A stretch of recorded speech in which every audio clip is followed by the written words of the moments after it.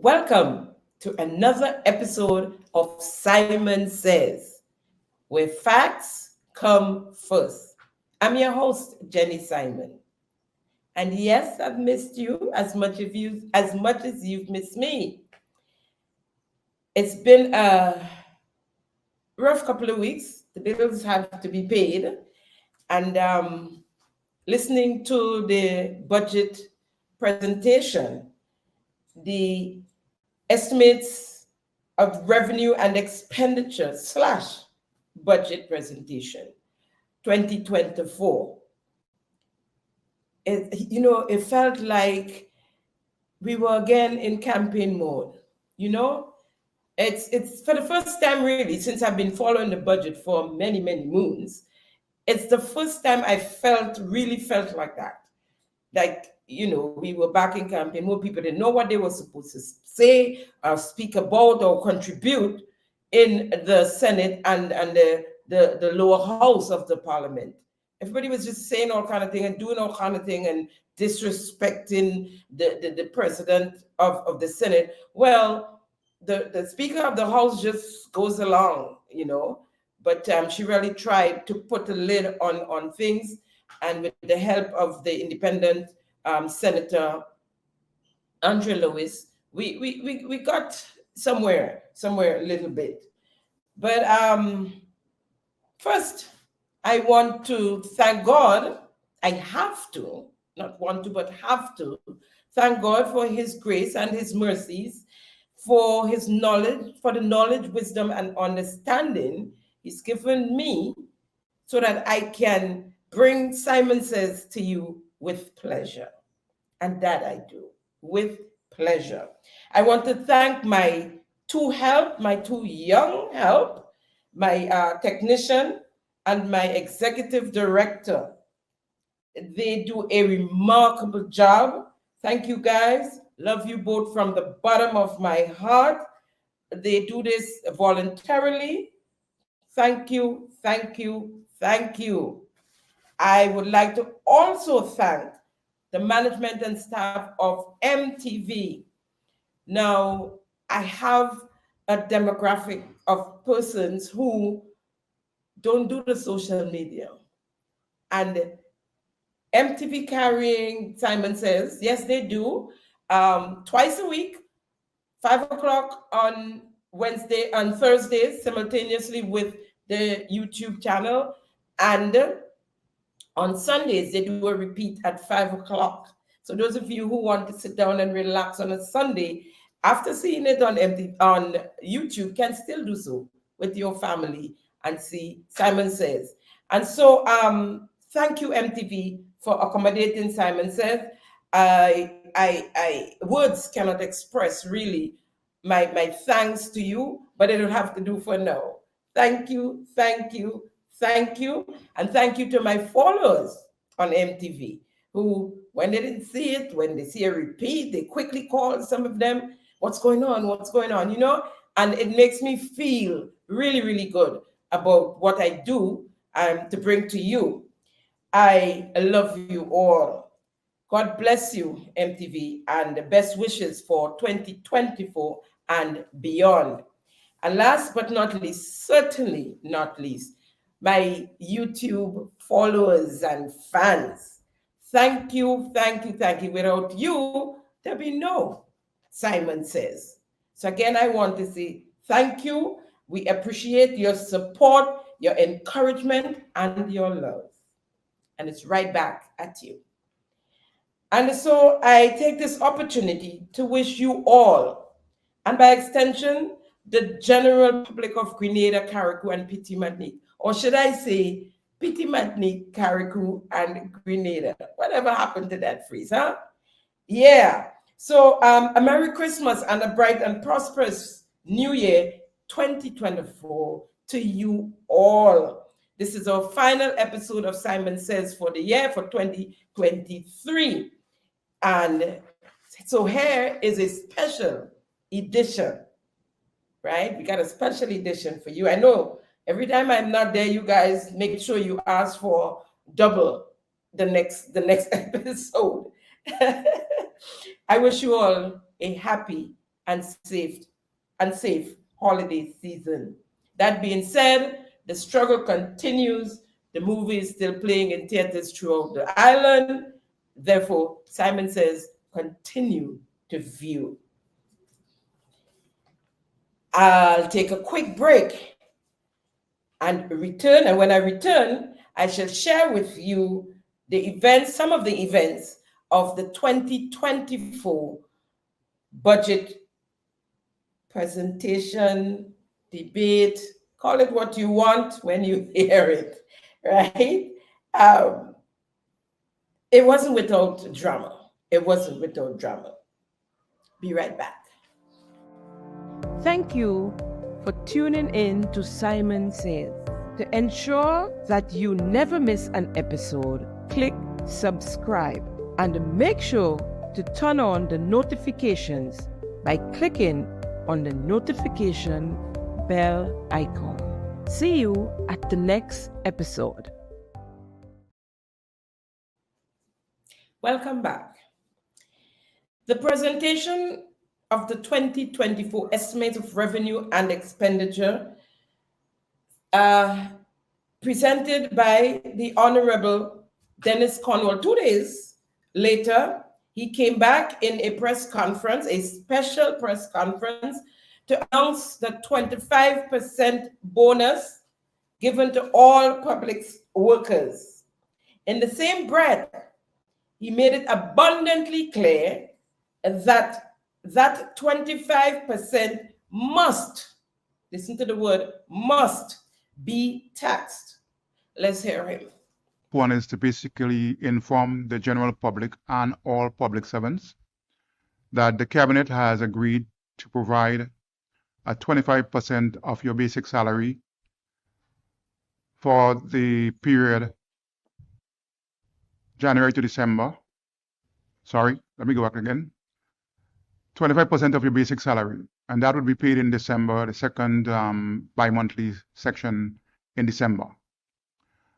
Let me say that that decision was one that had to be unanimously approved by our cabinet, and we only got that done at our cabinet meeting yesterday.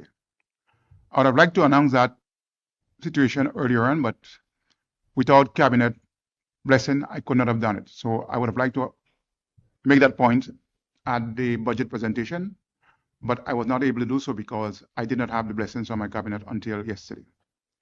Having said that, I would also want to say that that benefit would be taxed. In other words, it is income tax applicable. In other words, nobody is going to expect to get 25% without having to pay tax on it.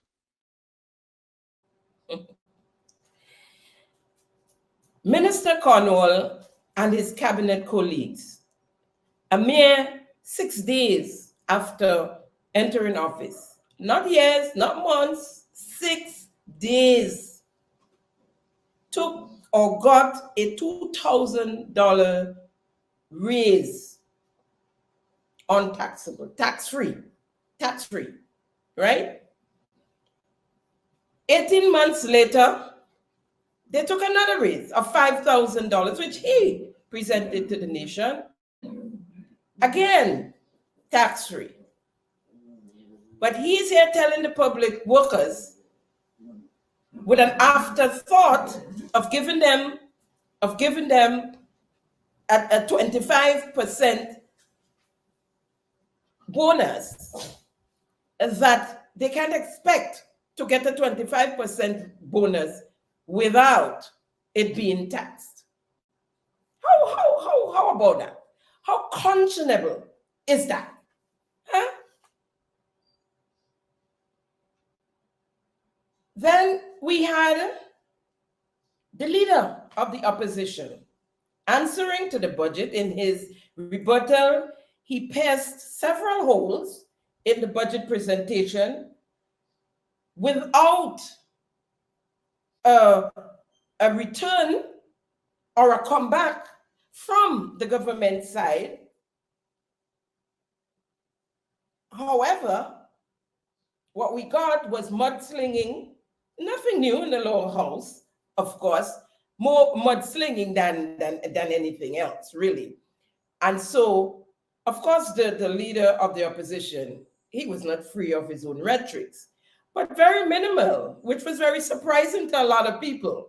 You know, he dealt with the facts, he dealt with the math, so to speak, the figures, the numbers, you know, and we still await to hear whether what we're hearing from, I'm not a mathematician, whether what we're hearing from the leader of the opposition, whether it's so or not, right? Let's hear a snippet of what he had to say. His presentation was 2 hours long, one just as long as the prime minister had and the presenter of the budget, the minister of finance, Honorable Dennis Cornwall. So let's hear what a little bit of what Dr. Mitchell had to say. This government is enjoying record passport sales to the Russians, while the Minister of Finance and Prime Minister, the Special Envoy for Investment, and the Treasurer of the National Democratic Congress, they're happy. But not a single new investment project has come to Grenada during that time, Mr. Speaker. Not a single one. All you're hearing about the regurgitated NMP projects. And while they're saying so, Mr. Speaker, the attack goes on. This government has sold more passports to Russia in 3 months than the New National Party's government did in a whole year, Mr. Speaker. That is significant. Mr. Speaker, and during the time of the projects, we could see, although they're touting them now as if it's their projects, Range 6 Sense, the Intercontinental, the Beach House, Liverer, and Mount Hartman, just to name a few. All projects that are working, give us credit, man. Give us, Mr. Speaker. Give us credit. We're not children, therefore we're not going to jump up and... Mr. Speaker, to date, this government has not brought a single new CBI project. But they gave 22 million US dollars of the hard-earned taxpayers' dollars to a man who invested only 18 million US EC dollars in Grenada, Carriacou, and Petite Martinique. 22 million US dollars, you know what that could do for the average man in the country? You know how much road work at Christmas time that people could be doing business and making Christmas more exciting and happier times. But one man is enjoying himself in Miami, Mr. Speaker. This is only the tip of the spending iceberg on this project. Mr. Speaker, and the minister was bold-faced enough to tell us that we could have cost us over $100 million if we stayed the course. Mr. Speaker, the fact is, if we had done what we did, we would have to pay the man a cent, Mr. Speaker. Mr. Speaker, you will hear a lot more of this because we have the details and we have all the information and the data to support what we say. Mr. Speaker, the minister failed to tell us that there were investors in this project, so the government will be called upon to pay 56 million US dollars to investors on this project. We hear a word about that. And I hear about Kawana Bay and some project.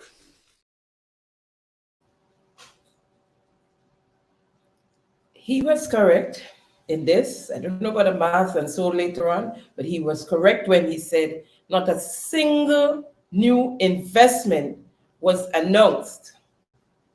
Not a single new investment was announced.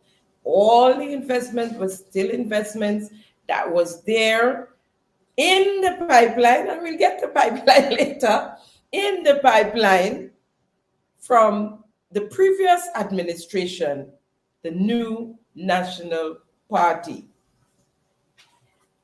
Folks, between the years January 2017 to September 2023, Grenada gained 11,840 new citizens through the Citizen by Investment Program, with 4,342, or 37% of that amount, getting approved by the Deacon Mitchell cabinet during the 15 months period of July 2022 to September 2023.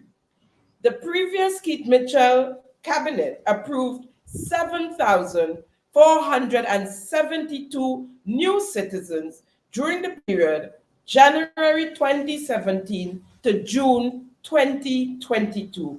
5 months.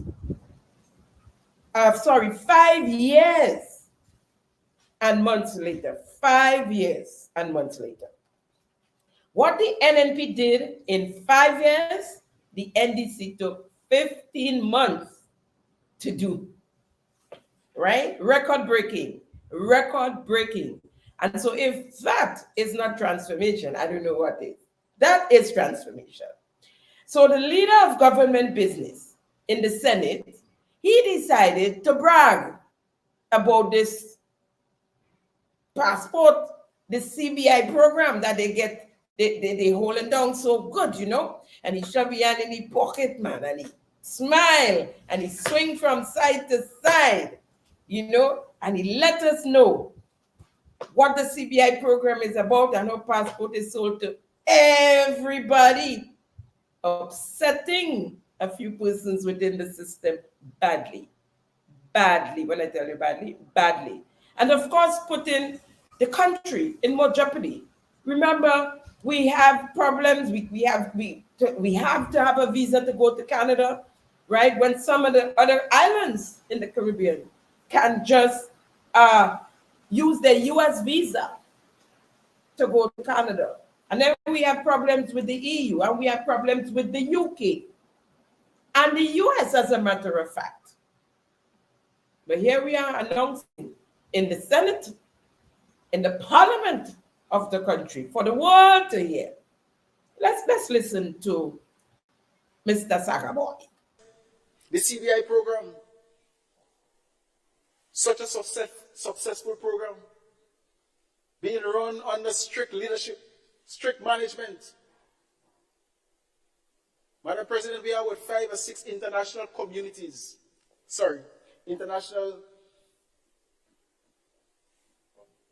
organizations doing our due diligence.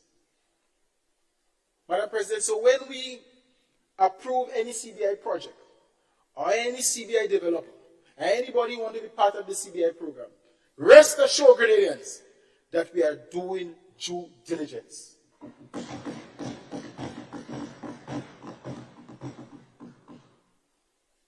The program is open to everybody. Whether you are Chinese, whether you are Russian, whether you are African. The first thing this administration sees is a human being. They ask you, we don't continue to see what blood runs through your veins. So there's African blood, Chinese blood, Russian blood. Madam President, we are here to bring benefits to our people. And the CBI program is a program we're going to utilize, not in the whims and fancy of a few, but the benefits must be brought to the people of Grenada, Carriacou, and Petit Martinique. Apparently, the senator did not get the memo, which said or suggested that from the 31st of March 2023, Grenada again stopped selling passports to Russians, right? And of course, Belarus and Iran and North Korea. So he said we're selling to everybody. We don't care, right? But lest we forget, the chairman of the new CBI committee, as soon as they took office, I think it was a couple of weeks later, announced to the world that Grenada was again selling passports to the Russians. It was probably to get a quick fix, money-wise. And so they opened up the thing again. My friend here probably didn't know that it was closed back. I guess he's busy planting spice tree as a forager. And that is in yard, in backyard, and in schoolyard, that he didn't get that memo. And so he decided to expatiate, as we would say when I was going to school. He decided to expatiate.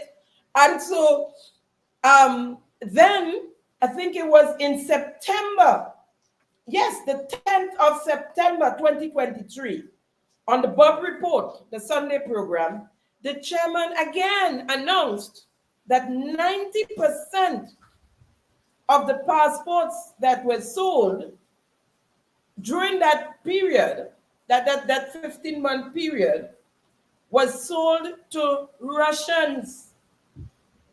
So, I mean, the minister, the leader of government business in the Senate, he wasn't so far off base when he spoke, but it upset them really, really bad. And they tried to get him to retract it the same day when he was there in the Senate. But he, with his arrogance, sent back a message to them. I wouldn't say what it was on here, and left it as it was. But I don't know who stepped in.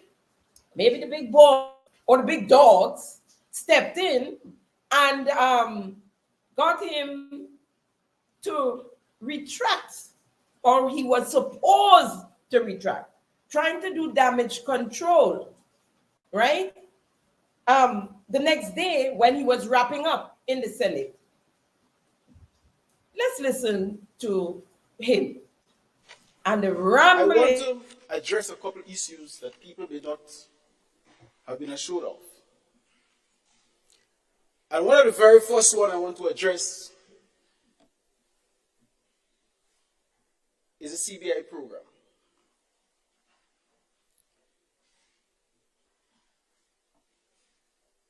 This administration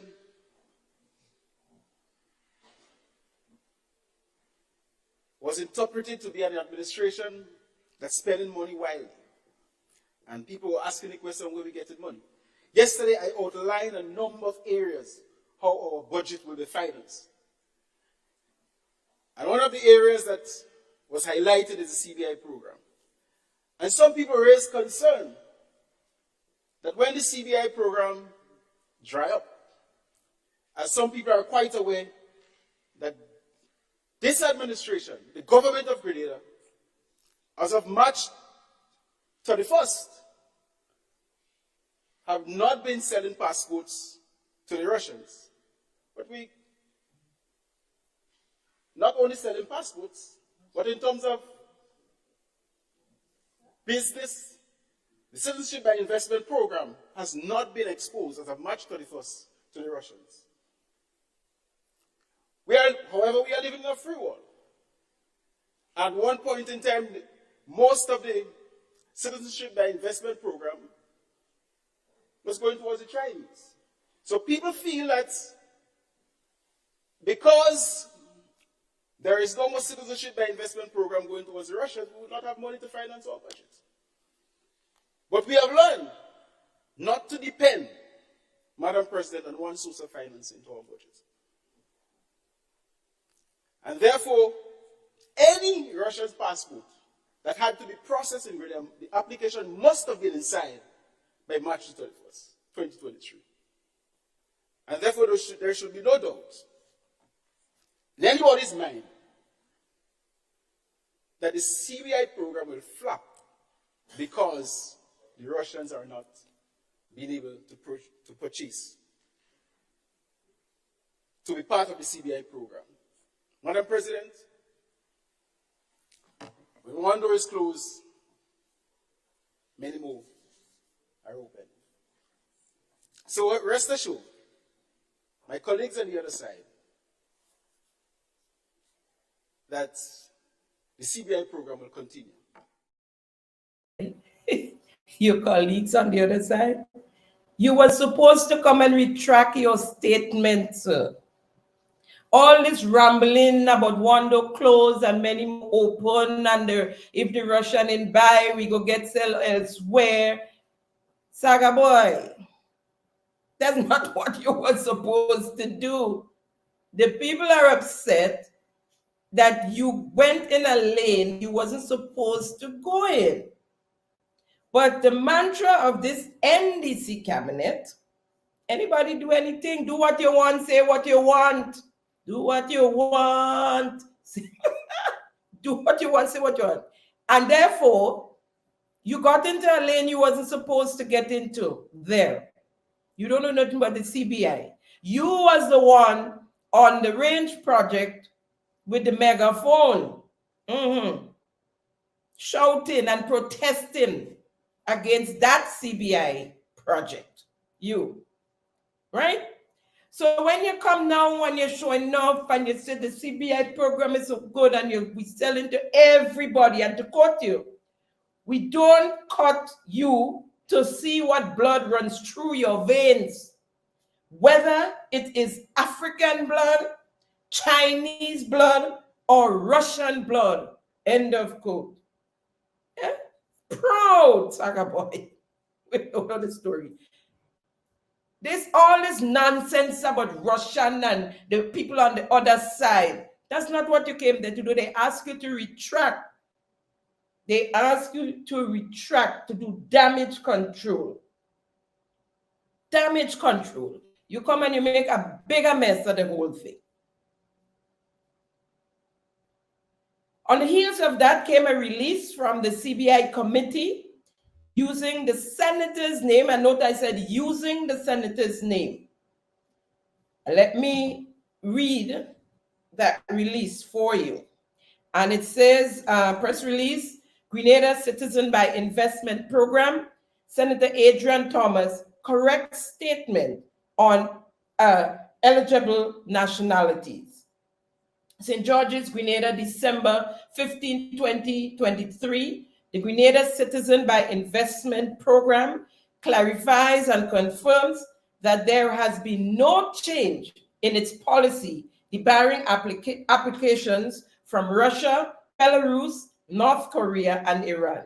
Senator Adrian Thomas, on Thursday evening, December 14, 2023, averred that his submission in the Senate the previous day on the acceptance of the CBI applicants from all nationality is incorrect. I didn't hear him say that yet.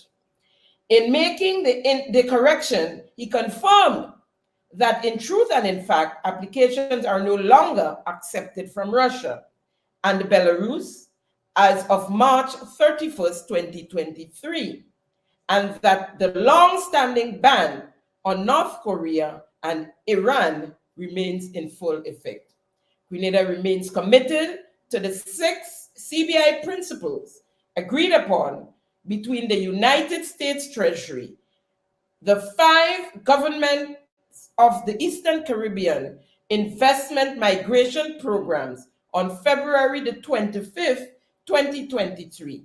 The CBI unit's steadfast adherence to these principles and the building of mechanisms to further entrench them in its operations continue unabated and uninterrupted. And there goes the release from the CBI committee.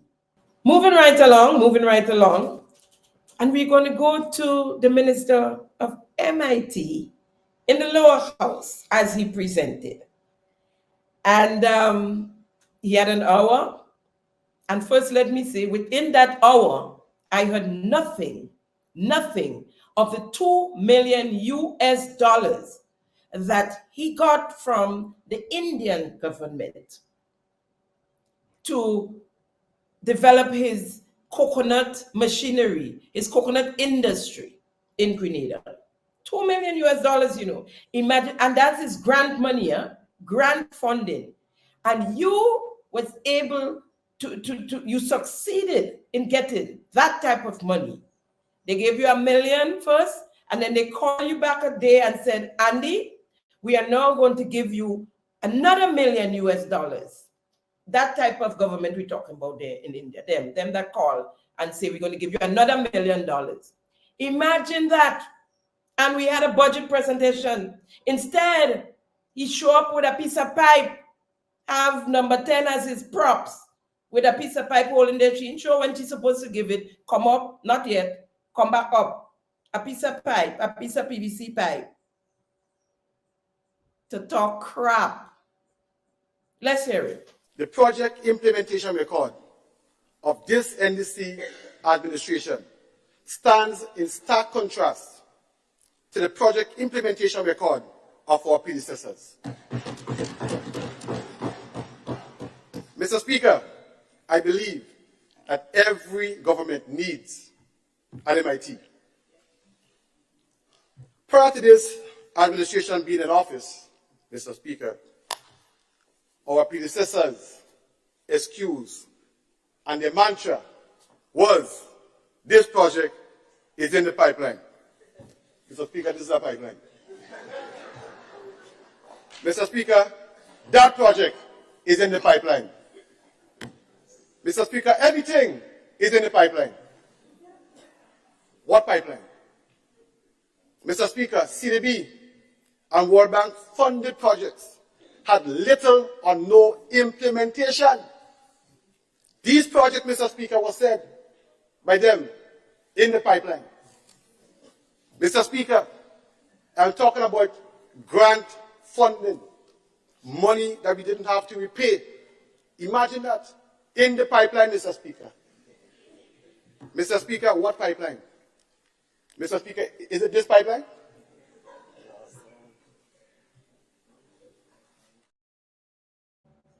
Big joke. You show up with the pipeline. But if there wasn't projects in the pipeline, you would have had no job because you have nothing new. Nothing new coming from you guys. What would you all have spoken about in the parliament every time you all go there if there wasn't anything in the pipeline? Y'all would have stand up there like big bag of air, which almost are. Nothing to speak about. But let's not argue. I'm not going to talk about it. There was a sterling presentation from a gentleman in the Senate, the business representative in the Senate, Honorable Salim Rahman. And before I forget, I want to urge you all to go to the GIS Facebook page and listen to this gentleman's presentation in its entirety. I say no more. Let's hear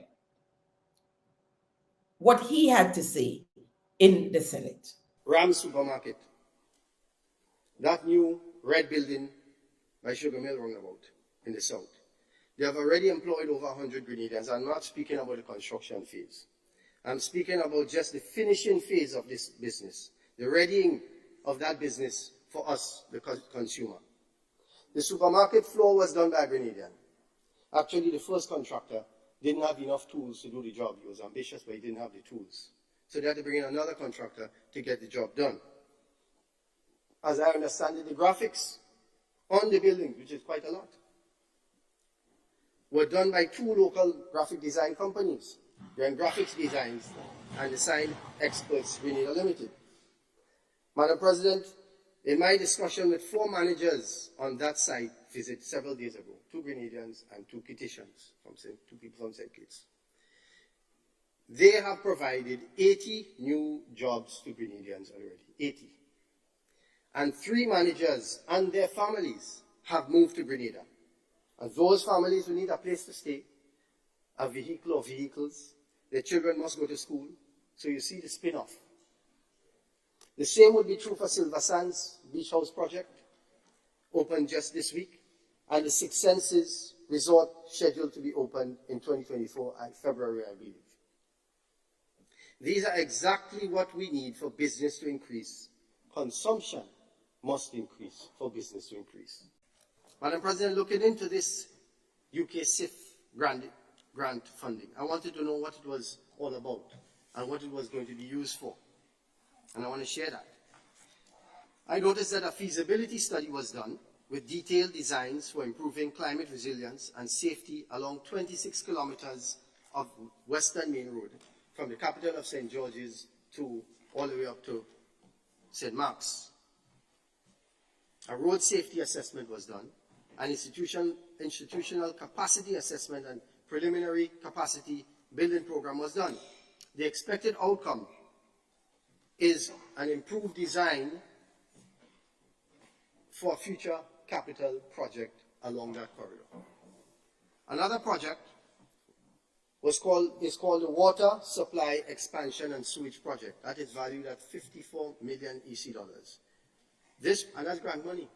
So see how important that money is being put to use. And this project intends to expand and upgrade Grenada's water distribution and wastewater networks, and to improve the sewage infrastructure in the capital city of St. George's. The project also expected to enhance the quality and quantity of water resources and improve the availability of potable water for St. George's and tourism developments in the south of the island. This is well needed. So as such, we would like to thank the past administration for seeking these SIF funds, these projects, the current administration for keeping these projects, and the UK administration for believing and supporting in these projects. You heard him. We would like to thank the previous administration for what? Nothing in the pipeline? Those projects, he said, was good for business. Of course, the construction and the tourism that we services that we speak about, that responsible for the growth over the past 4 years, well, 3 years, and going into 2024. He said in 2021, just out of COVID, there was growth of 4.7%. In 2022, 7.4%, not contributed to the NDC, who just came into office and didn't know which way was up, and still don't know which way is up. In 2023, 5.5%. Let's remember all the projects that is in the pipeline, was in the pipeline, some still is in the pipeline, came from the NNP. In 2024, expected growth, 4%. Lower, still not bad. But why? Because most of the projects are through. They're done, or almost done. Right? Now, the contribution to the growth that we're speaking about, as I said, belong to the construction industry and tourism services, right? He spoke of Rams, 6 Sense Hotel, the Beach House project, the Monkuma Road. In his debate, he mentioned the Monkuma Road. I would add the airport expansion project and the bypass road, all projects of the NNP in the pipeline. Mr. MIT. As I said, if they didn't have projects in the pipeline, you would not have had a job. That ministry they create for you because they didn't trust to put you in no other ministry. So they create a ministry for you. And if they didn't have anything in the pipeline, Mr. MIT, you would have had no job. I continue with another clip from the business representative in the Senate, Honorable Salim Rahman. Such a breath of fresh air. When there is access to beneficial financing, not just financing, but fit for purpose financing. For example, the financing offered to a farmer needs to be more concessionary than financing offered to an apartment building opportunity. Even though the investment in the apartment building may be more than 20 times the value of the farmer, of that given to the farmer. Why? Many reasons. I'll give 2. One, it is in all of our best interests and combined interests that we eat healthy. From the earth to the table, less processes means less illness. When last did you look at our health bill? The health of a nation is the wealth of a nation. We are told by our Maker that we are made from the earth. We come from soil. We are made from the earth. Therefore, the closer we eat from the earth, the better. The healthier and more natural it is for our bodies. And two, the risks and shocks to a farmer is much higher, such as predial larceny, weather, pests, etc. And as such, it must be easier for him to recover. And that is why we must support and review the needed increase for crop compensation and budgetary support to farmers through grants, developmental funding, and most importantly, monetary. When we give our tax dollars to farmers, we must get back produce to buy. We are not asking for it free, because there are a lot of other inputs such as time, tools, etc. But we must get a return on our investment, and it is a job of the ministry who gives the money on our behalf to monitor and ensure that we get back value for money. Madam President, when there is funding, and fit-for-purpose funding that facilitates growth instead of stunting that growth, entrepreneurs will take risk. Amen. Amen to that. Planting spice tree in backyard, one spice tree. That's a 4-H club project. This spice tree thing going around. Hello, listen to me.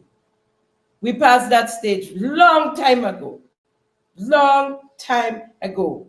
And instead of we giving our farmers the monies from the Grenada Development Bank, we giving it to our cabinet members.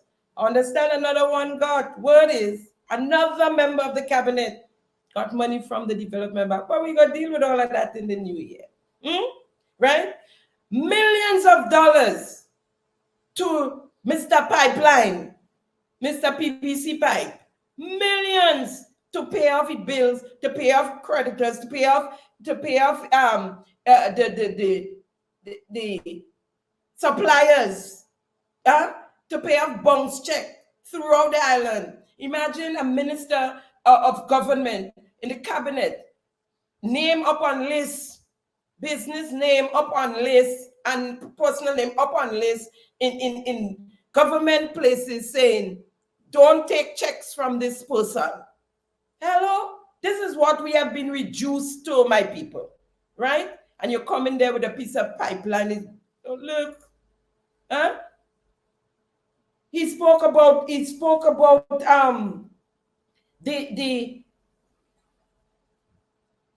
the wage, the minimum wage increase, right? Which we all are okay with.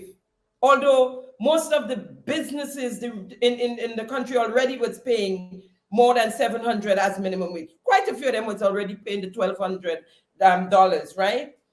But he's saying that, and yours truly spoke about that when I presented on the minimum wage increase, that we need productivity from workers to justify their wage increases.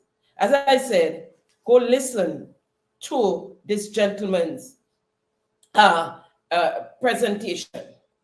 Another stirring presentation came from the labor representative in the Senate. And I told you all, that in the Senate is a most sober place, right? And you can understand and you can listen and relate to what most of the senators, on the opposite side, that is, what they have to say and what's going on in the country, really. You get an appraisal of that. So as I said, another sterling presentation. And here is a snippet of what he spoke of. As I said, I can't bring everybody to you, and it was difficult for me to listen to everything everybody had to say. But here is Senator Andre Lewis. As representative of Labour in the Parliament, as usual, I will not be playing politics. I will give praises where praises are due and be critical where there is a need to so do. And therefore, in this context, I wish to say that Labour supports the broad principles and plans of the budget but will offer some concerns and suggestions. Labour congratulates the government on its fiscal performance in 2023. Yes, we need to do that. We are debating this budget under the theme Grenada at 50, empowering our people, transforming our nation. That's good. That sounds good. But I guess with the passage of time into next year, one hope to be able to see activities that will match the theme itself. The theme is broad, as obviously it will be, but we look forward to some more specifics. I had to await the arrival of my dear friend, and I dare say colleague, and I hope Senator will not get into problem with that, the Minister for Labour, Senator Honorable Claudia Joseph, because I know she will totally agree with me when I read the following. I've had to change my approach. It was said, and we do support the amendments that will be made to the Labour Code as it is known. But given our historical background, on the question of equal pay for equal work, I could not have allowed this comment to pass, which says that for the very first time, this matter has been addressed. And I owe it to the sisters from the National Women Organization during the Revolution. And I recall the story from, need to be quick, Sister Claudette Pitt, Comrade Claudette Pitt, who said that on one of their visits to the government estate in Bellevue in San Andrew, Upper Ladig, a sister from the Blando on the estate who was digging a drain.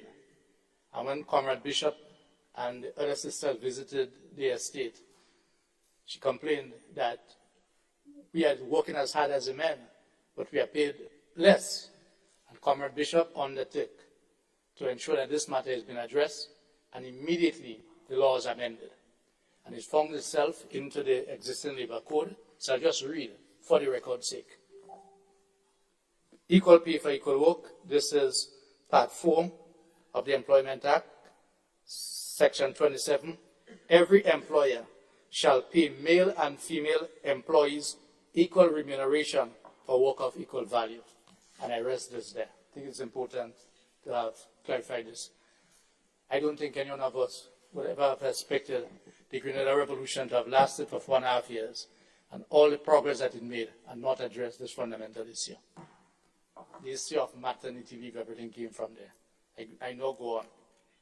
And as you go on, I join you in that recollection and the salute to the early framers of equal pay for equal work in Grenada. Thank you.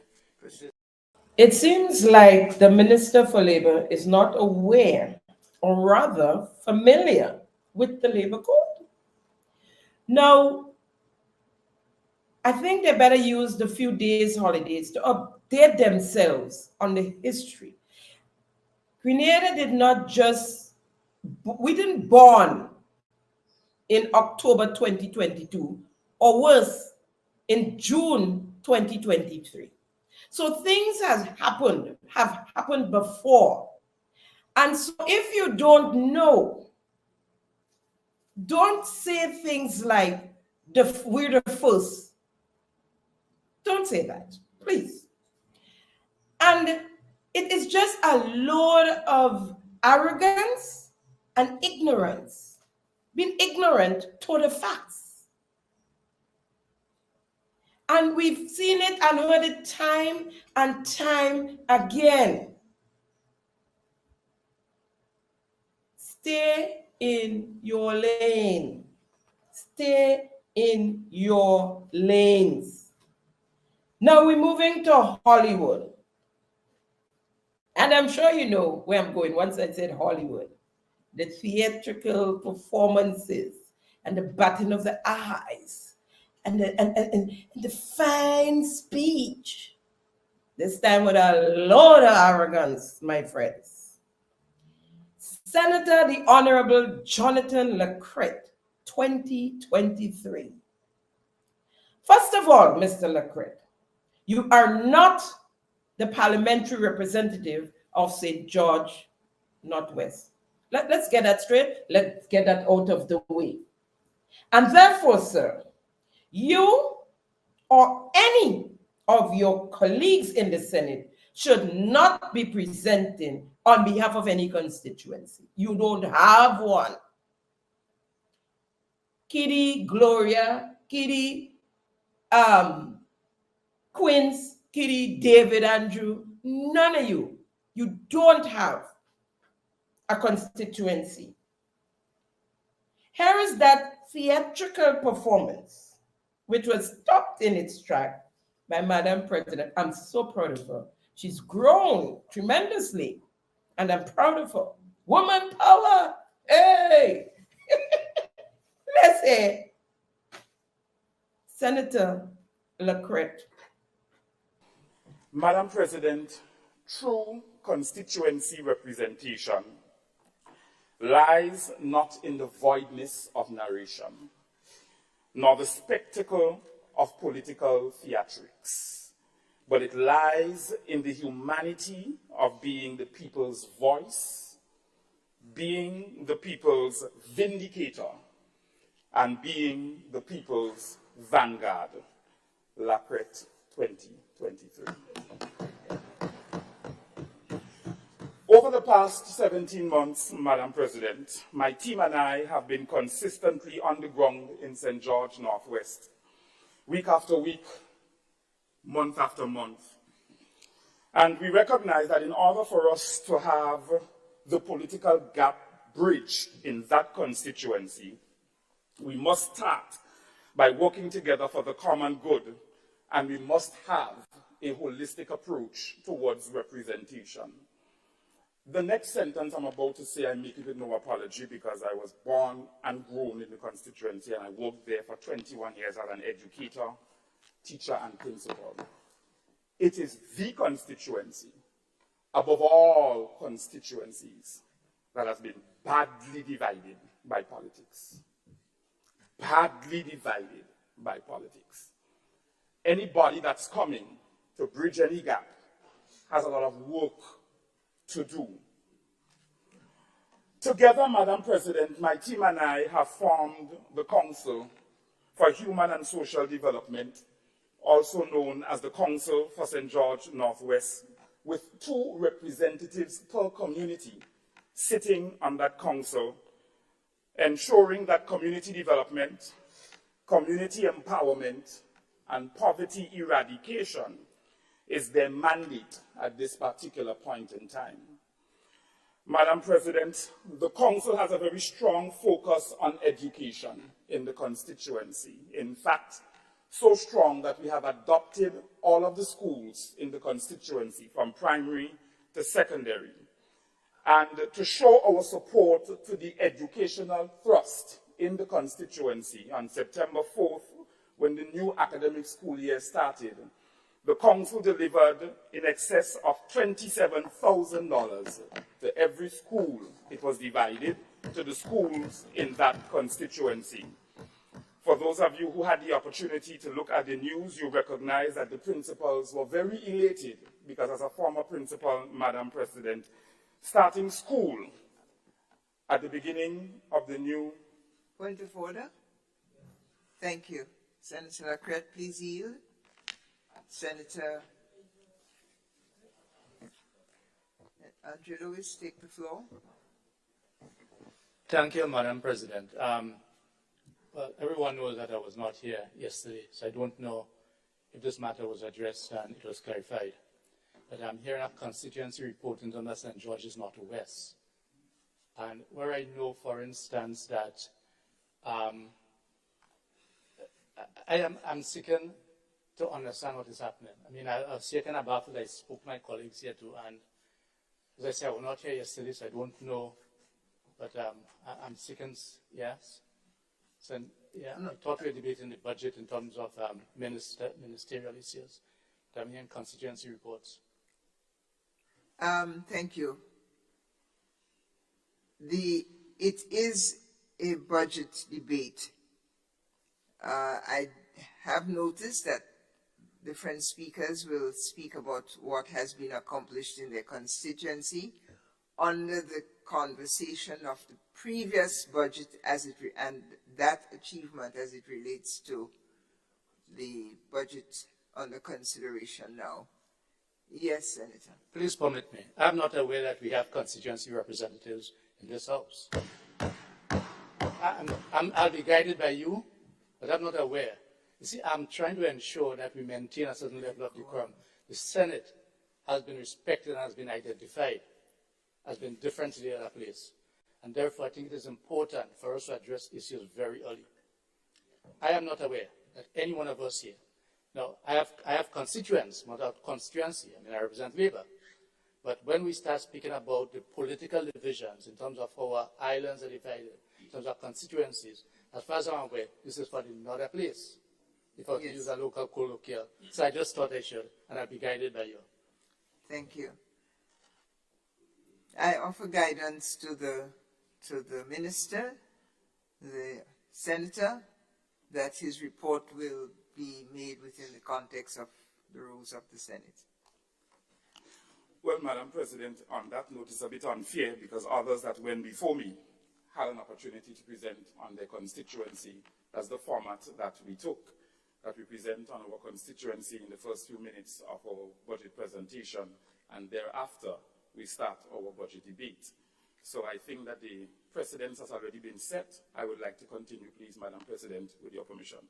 My two responses are that the matter had not been raised before, and my second response is that you may be as brief as you can, and it will not set a precedent for those to follow you. Good for you, Senator Lewis. Good for you. And of course, thank you, Madam President, for backing him up. Good for you. And this is not kindergarten. This is not kindergarten where it's not fair. John do it, why can't I do it? It was brought to her attention. She noticed it, she said, but she's new, she's young. You knew too, and if they tell you no, sit down and get your act together and let's hear about health. Let's hear about health. We continue. The Minister for Health proceeded to direct the nation to a Facebook link after he was stopped about his constituency and asked to present on health. The guy came and tell us, go to a Facebook link so that we can hear what happened with health over the past year and so. Right? Because in other words, right now, I don't have time for that. I had to take on the member from St. Mark. I'm a Malay woman. I come for you. We talking? Let's talk. Jab. Yeah.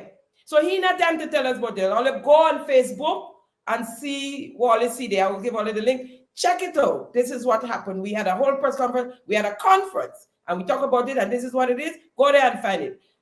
I need some time to take on the member from St. Mark. Play clip.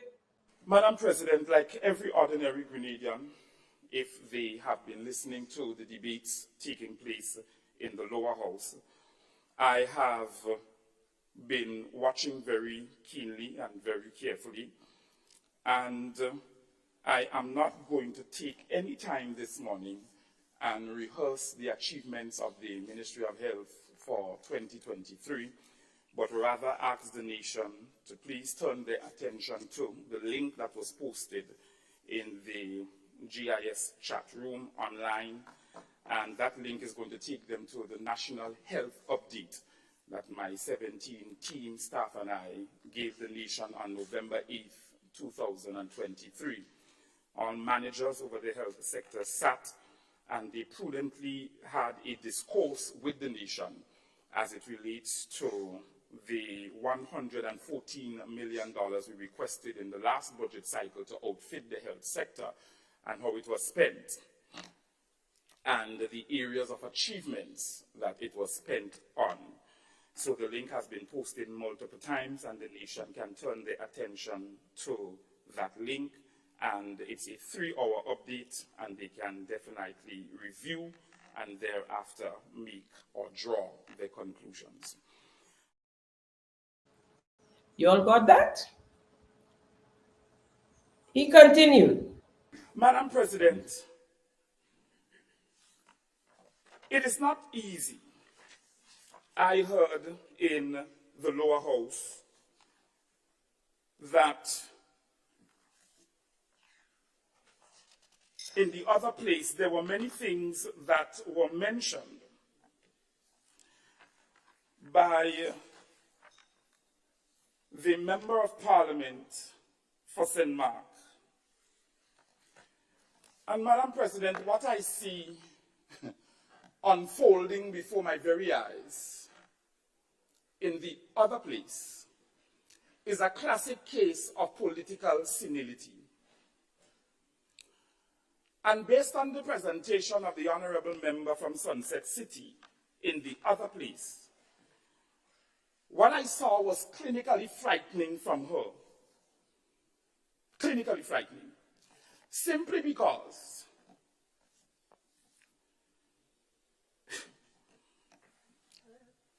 it is not easy, Madam President, because a lot of things were said. Because you run up in the Parliament of Grenada, former Minister for Health, run up in the Parliament of Grenada to tell the nation on many occasions, no medication, the mantra of the opposition, no medication, no this, no that, etc. But what I hear, Madam President, coming from her is the diary of a mad black woman. Because it is not easy to live, Madam President, in the shadow of a man for over 20 plus years. You give him your blood, you give him your sweat, you give him your tears, and not even be considered for political leadership. Let's talk this morning. Madam President. Mr. Senator. Yes, Madam President. Standing orders of the Senate. Rules of debate.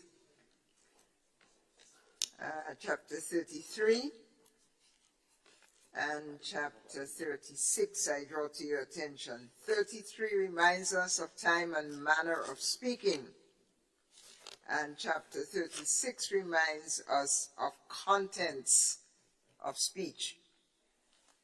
Please be guided. Continue.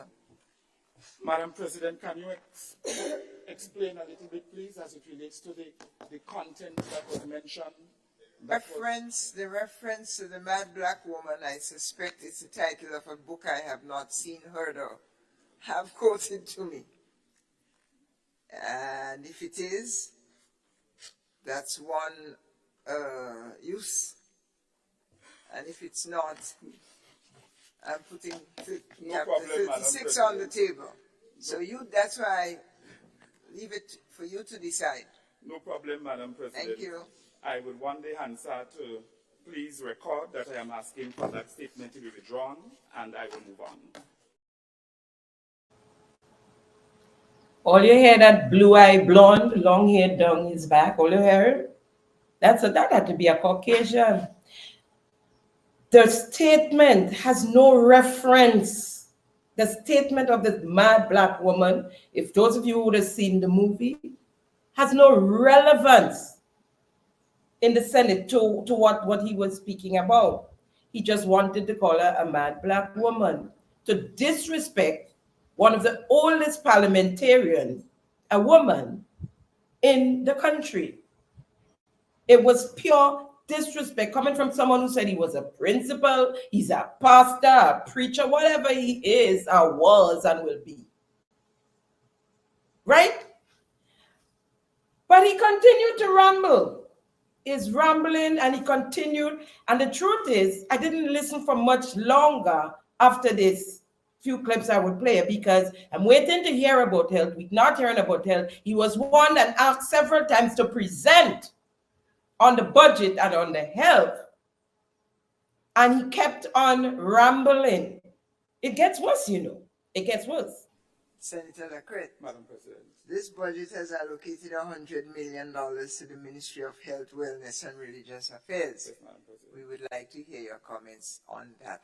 That's what I'm commenting on, Madam President. I'm getting to it. Okay. There was much talk, Madam President, about human resource in the public service.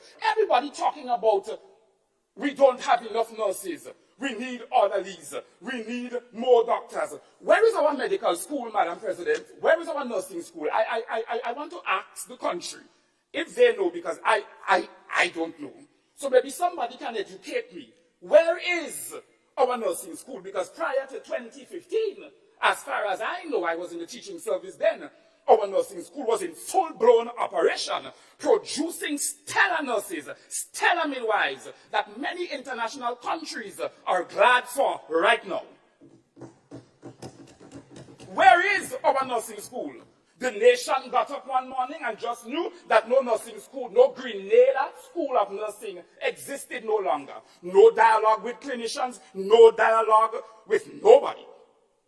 The nursing school, according to a former colleague of mine, it listerized. It listerized. And today, we are in the Parliament of Grenada complaining about no nurses, lack of nursing assistants, no specialist doctors. Madam President, if you think that is bad, VRA Cabinet Conclusion number 1025 of July 7, 2014. This policy is now in effect. The previous administration, Madam President, permit me through you, is responsible for what I term the rum shop policy 3 for 10. This document, Madam President, speaks to the policy statement says, and in my humble opinion as someone trained in the development of policy, this is a statement of position because it does not have the characteristics of a policy statement. But the policy statement says, government will implement a strict attrition measure across the public service.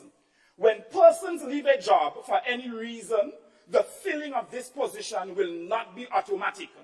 On average, every 10 persons leaving the public service, if deemed necessary, no more than 3 will be replaced. And we wonder where our human resource problem came from. Somebody sat somewhere, Madam President, because there is no indication that this was done by a consultancy firm or that there was round table, widespread consultation on this attrition policy. There are 2 references to the back of the policy, Madam President, sorry. So I clicked the 2 references, and I realized that it was a Harvard Review paper, and the other one was a Washington Post paper. And I said, I don't believe, I stand corrected, that this attrition policy was constructed out of mere reading as to what workforce development should look like in future small island developing states. But Madam President, when you look at the attrition policy, it blows your mind simply because somebody sat somewhere and decided that this was going to be the policy that speaks to the future of this nation's workforce development. 3 for 10. This could work in certain sectors, not in health. Somebody couldn't say at that particular point in time, I foresee or I envisage that this is going to seriously decimate certain critical service sectors.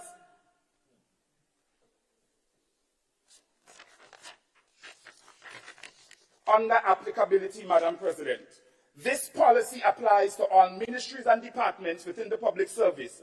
The disciplined forces, police and prison are exempt. Fine. But for me, that could have said police and prison, all healthcare workers. police and prison, all healthcare workers. So when we run up in the Parliament of Grenada, to make the nation feel that there is a health minister that's sitting over the Ministry of Health as the policy lead that is incompetent, I do not take offense. I am saddened. I am saddened because this attrition policy was not done under this previous administration, nor the previous NDC administration. VDA Cabinet Conclusion 1025, July 7, 2014. I am a researcher. I worked with all my research documents this morning, Madam President. You did it. You have us where we are. Lack of human resources, no Grenada School of Nursing, and then you run up the Ministry of Health chest. Because we are responsible for where we are now as a nation, clinicians in the public service. Come on, let's be real. They like to tell us you made a mistake, just own up to it. You made a serious mistake and put the nation's workforce development and human resource capacity in jeopardy. Up to today, Madam President, we cannot recover from this attrition policy in the public sector. And the wider public service is now suffering. Don't worry, he's not as bad as he's making it out to be. First of all, he speak of all his research he have with him there. He need to do some more research. Because it was the NDC government of 2008 to 2013 that put the nursing program, so to speak, at the SGU in the pipeline and remove the nursing school, close down the nursing school. They put it in the pipeline, and all the NMP did when they came in 2013 was to uncork it and let it roll out. That was the NDC's idea, because the SGU had started a nursing program, and I guess they figured it wasn't relevant. We didn't need two nursing schools on the island. So I think they had spoken to SGU at the time. I'm not sure what was their arrangements there. I think there was something about some kind of subsidy to Grenadian nursing students, right? I'm not sure where that is, but there was something like that in the whole pipeline thing, right? One. Secondly, I want to say, through all the madness that just went on there, I agree with him that this attrition policy should not have been put towards the healthcare system. There's nothing wrong with it in the other sectors, but the healthcare and, of course, security system, I agree that it should. I spoke about it when I was hosting the Heartbeat program, the NDC Heartbeat program, that we cannot afford to not employ as many nurses and doctors, people in the health sector as we should, right? And I agree with them with that totally. But that is not the reason why we have nurses leaving the Grenada, migrating to other countries in the Caribbean and internationally to perform their profession elsewhere. That is not why. That is added to that. Dozens they're leaving. In dozens they're leaving. And still are, even though they get the $500 bribe, they're still going. And has nothing to do with the attrition policy. The attrition policy was to reduce the wage bill that NDC complained about, everybody complained about, all the international institutions, the World Bank, the IMF, they complain and continue to complain about our wage bill. And that was the reason for the attrition policy. Right? Then I want to advise the minister, as he talking about the member from St. Mark and how she run up. Where he run down, you run up too, talking a set of nonsense. Right? She was not the Minister for Health for the past, 5 or more years. No, she wasn't.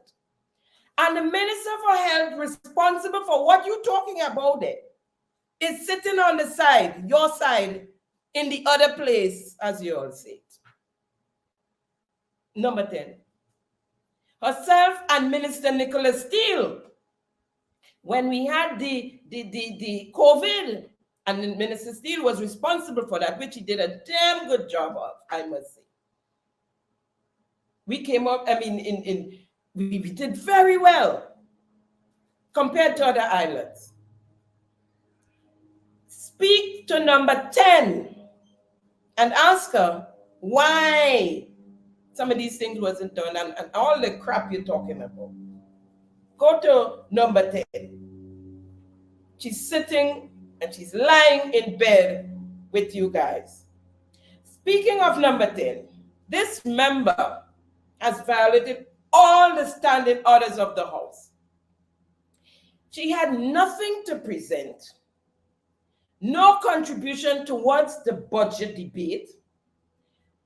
And so we had to listen to the same story we've been hearing for months now.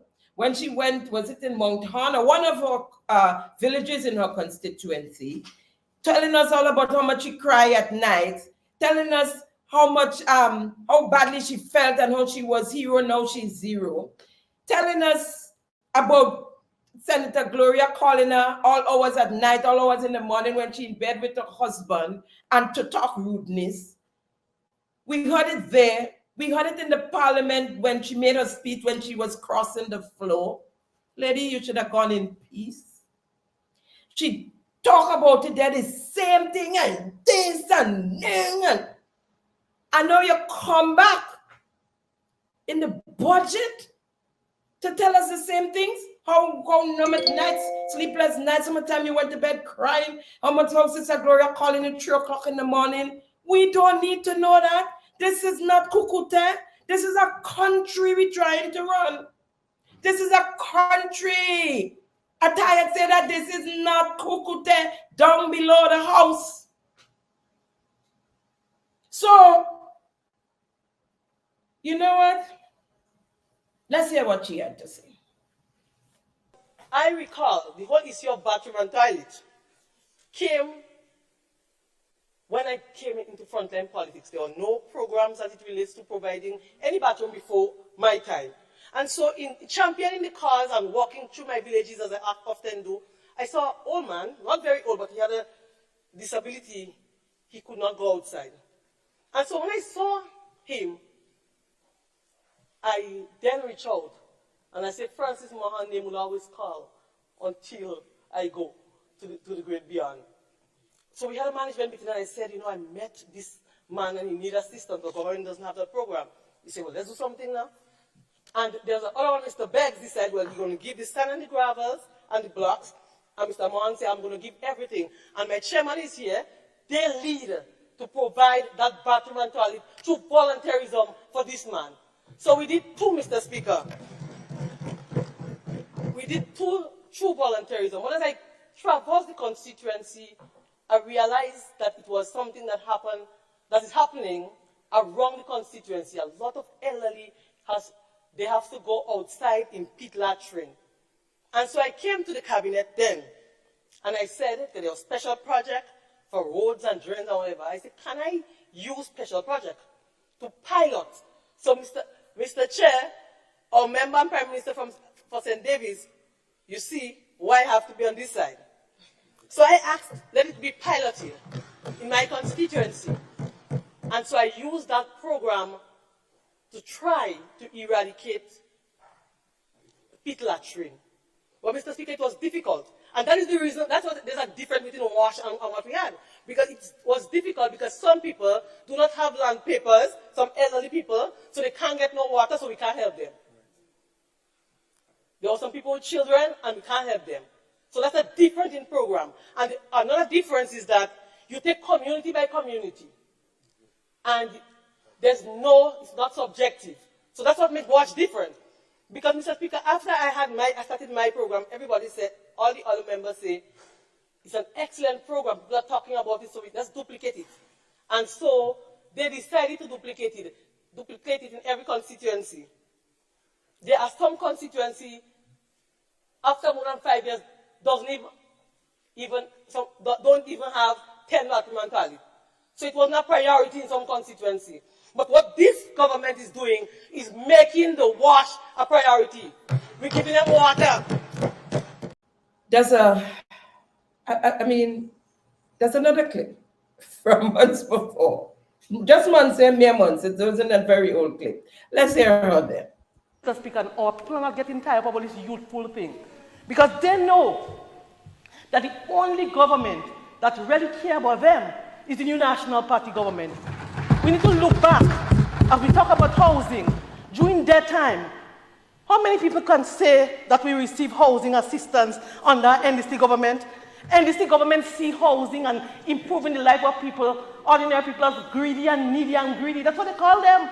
But the only true government, Mr. Speaker, the only true party that truly cares about our people is the new National Party. And our people, they do not forget. So let's not take them for fool and say there's a wave. There's no wave. Greedy, needy, beggy is what kind of name? What commoners is what kind of name the ordinary man, the poor and the vulnerable, and get from in this year already, you know. But how can one take this individual seriously? I have issues dealing with people like that, who they're neither here nor there, they're everywhere, who has no policy, who ideology, for want of a better word, who are you? Who are you? And then there was the honorable member from St. Andrews Southeast, chalk and cheese. I want to put on record how proud I am of this lady and how well she's doing as a politician. And this is my admiration here. I'm admiring her as a politician, where she came from, where she's at now, and where she's heading. And remember, I say that to you, where she's headed. I'm a feminist, and I make no apologies about that. I'm a feminist. And that there is woman power. And she takes her time, and as we would say, she took her time and put it down. Let's hear her. I want to begin this afternoon on the subject of transformation. So much has been said about transformation from last Monday to a couple of minutes ago. And Mr. Speaker, I want to make this very important point, that transformation has not been taking place just over the last year and a half.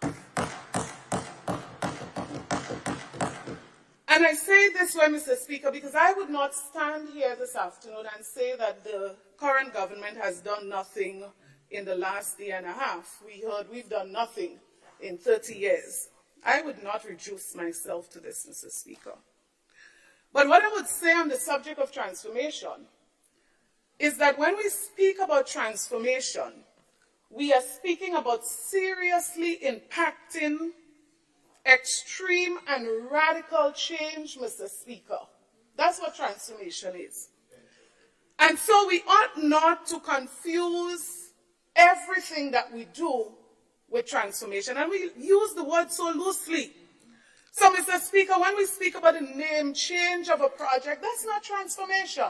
That doesn't make the project transformational. When we make superficial changes, yes, I might be sleeping, to projects, that does not mean, Mr. Speaker, that is transformational. So when we paint stones and bridges, that's not transformation, Mr. Speaker. There's a definition for transformation. So, Mr. Speaker, I've been thinking and rethinking, even reimagining transformation over the past few days because I've heard it so many times. But when I think of transformation, Mr. Speaker, my mind goes back to the rural electrification program. My mind goes back to connection of pipe-borne water to rural communities, the construction of a cruise ship terminus, the construction of the Western and Eastern Main Road, connection of high-speed internet to schools, Mr. Speaker, liberalization of the telecommunications sector, Introduction of payment for government services online is not the first time, Mr. Speaker. Providing devices to students and principals and teachers during a pandemic, Mr. Speaker. Introduction of e-books during a pandemic, Mr. Speaker. My mind keeps going back on transformation. Mr. Speaker, the construction of a cricket and athletic stadium, Mr. Speaker. Major initiatives in youth like the Imani program. And you know, Mr. Speaker, I listen to the beating up of the Imani program, Mr. Speaker, over and over and over again. But, Mr. Speaker, we identify the weaknesses. Every program would have that. But, Mr. Speaker, we are not identifying persons in the medical sector. We are not identifying principals, teachers, persons who rose to the rank in banks, in private institutions, Mr. Speaker. Ask them. Many of them came through the Imani program. Mr. Speaker, when I think of transformation, I think about thousands of scholarships to students from rural communities, changing their lives, changing the lives of their families, Mr. Speaker. Mr. Speaker, I even think about the introduction of the bathroom and toilet program.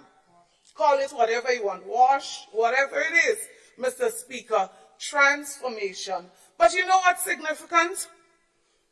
Mr. Speaker, all of those initiatives that I reference, Mr. Speaker, they were implemented during the last 30 years under the leadership of the new National Party government. Mr. Speaker, and many of them, Mr. Speaker, if you research, you go back, you would realize that while some of these things were happening, Grenada experienced 2 major hurricanes. Mr. Speaker, Grenada experienced a recession, world recession, Mr. Speaker, and then a global pandemic. The performance of the new National Party government must be mentioned whenever the word transformation is mentioned, Mr. Speaker. So, Mr. Speaker, I will always, doesn't matter where I am, I will always be grateful for the contribution of the NNP administration to the transformation of the socio-economic landscape of this country, Mr. Speaker. Over all these years, under the leadership of Dr. the Right Honorable Keith Claudius Mitchell. Mr. Speaker, whatever individual personal differences, Mr. Speaker, I'm not going to go down that road. But, Mr. Speaker, don't go there. What I would say is that the contribution that this man has made to this country, Mr. Speaker, he ought to be respected for that. And I will forever respect him for his contribution to this country. Mr. Speaker, I'm not going to debate either which Mitchell is better than which Mitchell. I'm not going there. Mr. Speaker, you could choose whichever Mitchell.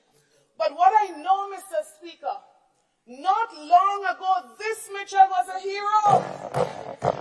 But, Mr. Speaker, today he is zero. And that is why I say, you know, time is longer than twine. Mr. Speaker, let us not get into those trivial debates. Mr. Speaker, time is always longer than twine. There's not much to deliberate here. It is obvious, it is a fact that transformation and beautification has different meanings. But I'm sure you guys has realized that the representative for St. Andrew Southeast in her presentation was being disturbed. And it is so obvious that when the members on the government side are speaking, no one disturbs them, no one throws stones at them, no one says anything when they're speaking. They listen or they sit quietly. Maybe they cock their heads, but they sit quietly. And when they're called children, they're upset because these are things that kids do. big adult people who sit in the cabinet of a country should not be behaving like that. The representative spoke on education. Let's hear what she had to say. In the last budget, we were told that the focus of the budget for education would be on resilient school infrastructure, curriculum reform, technological and vocational training, enhanced transformational just keeps coming up because it's repeated so many times. Trivially, Mr. Speaker, technological capacity and education financing. So, Speaker, that was supposed to be the focus of the 2023 budget for education. Mr. Speaker, having looked at the budget document, I'm convinced that very little focus in 2023 was placed on these areas. Let me start, Mr. Speaker, resilient school infrastructure. Mr. Speaker, in 2023, the budget committed rehabilitation of 5 schools: St. Joseph's Convent, Grenville, J.W. Fletcher Secondary School, St. Andrew's Anglican Primary School, Grenada Christian Academy, St. David's Catholic Secondary School. Mr. Speaker, last year, as you realize, I said very little on education because I needed to give some space so that things can happen. But this is now 1.5 years, Mr. Speaker. All of those 5 schools, Mr. Speaker, were part of the GEAP project. And Mr. Speaker, this was funding from the CDB. Mr. Speaker, in 2021, the CDB made a visit to Grenada and expressed tremendous satisfaction with the progress made under these projects. Mr. Speaker, 1.5 years later, these projects are way off schedule as it relates to the schedule that was established in 2022 before this new administration assumed office. Mr. Speaker, no construction took place under any of those 5 schools in 2022 or 2023. Let's use one example. Mr. Speaker, Grenada Christian Academy. And I heard the table knocks, and I remember somebody, as I said that, for the Grenada Christian Academy signing of the contract. Mr. Speaker, this school should have been under construction since 2022. And as I said before, internal changes were made to facilitate this. Mr. Speaker, the process of bidding, the process to have the bidding for that project would have started. Engaging occupants. So don't come and tell me, Mr. Speaker, we took 1.5 years to get the people off the land. Mr. Speaker, I am saying that this is not acceptable as it relates to the efforts that were made by the team working in collaboration with the CDB. Mr. Speaker, St. Andrew's Anglican Primary was scheduled to start in 2022 as well. St. David's Catholic Secondary School, Mr. Speaker, the biggest hurdle with that school was finding lands. It was such a difficult process. The bank came down. Representatives of the bank came down, Mr. Speaker, and I was so elated when they approved the current site identified for this project. Mr. Speaker, the bank offered support to speedily move the process forward to get that school started. Mr. Speaker, construction was due to commence in 2023. Mr. Speaker, outside of GEAP, only $10 million was spent in 2023 on school rehabilitation and maintenance. Mr. Speaker, this amount was totally inadequate for the robust program of improving, maintaining, and expanding schools, particularly during the period 2020 and 2022. Mr. Speaker, 75 schools were rehabilitated during that period, and I'm not speaking about under the GEAP project. Mr. Speaker, I'm advising, and maybe I should add this, Those 75 schools, most of them, Mr. Speaker, based on the program, it was a 3-year plan. Based on the program, most of those work took place during the COVID-19 pandemic. So I'm not sure what excuse we can have now. But I want to go, Mr. Speaker, to the St. Giles Anglican Primary School. Mr. Speaker, in 2022, as a matter of fact, before the campaign for the last general elections, I remember explaining the structural problems when asked as it relates to why the St. Giles Anglican Primary School needed to move to the Holy Cross Heresy School. Mr. Speaker, a campaign was mounted against this plan. A campaign was mounted to ensure that parents and other stakeholders did not support the move of the school to Holy Cross. Mr. Speaker, I said time is longer than twine. So I live to see, Mr. Speaker, that after the last general elections, the school indeed was relocated from St. Giles, its home, to Holy Cross Heresy School. Mr. Speaker, I want to make an appeal because we made a commitment to the parents then that in moving the students to Holy Cross, we were going to support them with transportation. And we have a perfect example. I believe my colleague from St. Andrew Northwest would remember the Monlong situation. Mr. Speaker, until now, parents are awaiting the support and assistance with transportation as they take their children to Munich from Hope. At the same time, Mr. Speaker, I want to make reference to the St. Andrew's Anglican Primary School, another school, and as I said very little on those subjects last year. Mr. Speaker, on the 13th of October, the Anglican Primary School, Mr. Speaker, fire would have gutted one building. Mr. Speaker, another building was slightly damaged.